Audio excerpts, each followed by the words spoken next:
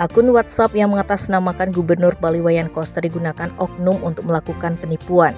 Untuk itu, Kepala Dinas Komunikasi Informatika dan Statistik Provinsi Bali, Gede Pramana, meminta masyarakat berhati-hati, terutama terhadap oknum yang menggunakan foto dan nama Gubernur Bali Wayan Koster untuk niat-niat yang tidak baik.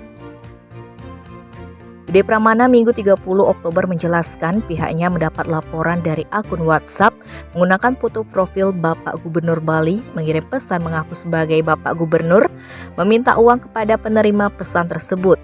Birokrat asal Wongaye Denpasar ini mengatakan oknum tersebut diketahui menggunakan nomor yang dipastikan bukan nomor telepon Gubernur Wayan Koster. Untuk itu dia meminta masyarakat tidak merespon permintaan tersebut, termasuk mengatasnamakan pejabat-pejabat lain di Pemprov Bali.